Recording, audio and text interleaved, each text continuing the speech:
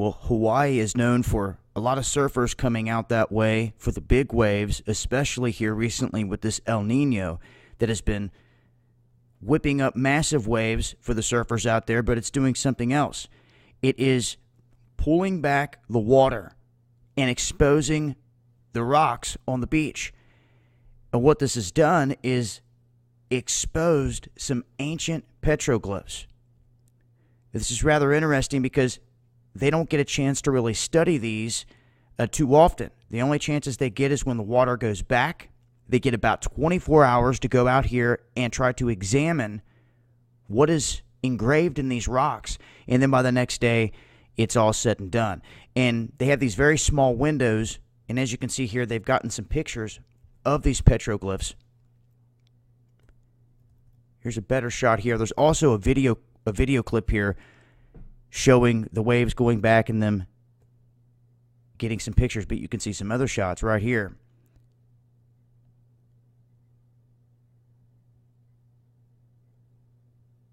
Very,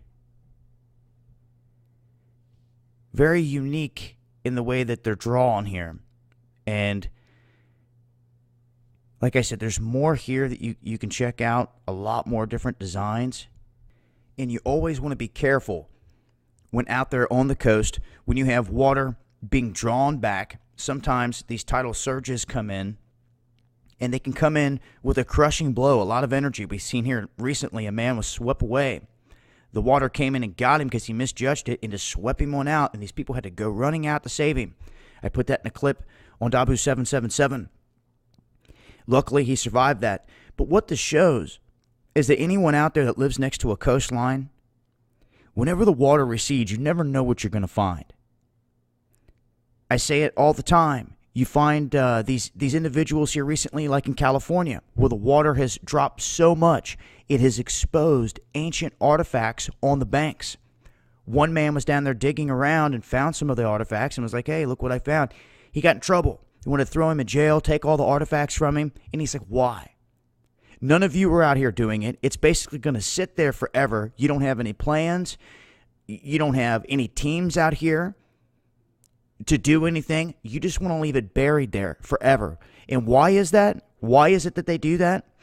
You know, all too often you'll hear, oh, the disturbing ancient artifacts and this and that. Well, first off, you don't even know what kind of ancient artifacts they are because you've never went looking. And for some reason, your government seems to want to be the only group of people that can go out here and do this and keep everything.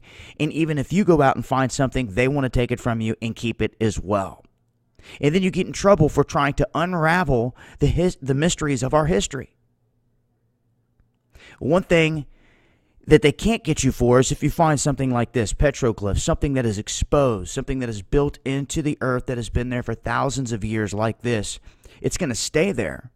But if you find it, it would be one heck of a find, and you never know what it could expose, what it could show, what it could read. It could tell the story of a civilization, and it could open new doors so people can understand what happened to certain people in these areas.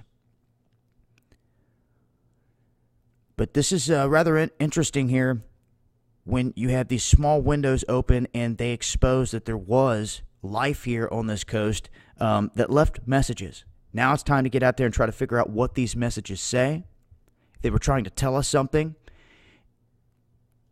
And you never know. You never know what you're going to find until you go looking. I'll leave links. I'll keep you guys posted with more of these finds as I come across them. This has been Dabu 7, trying to uncover more of our history's mysteries.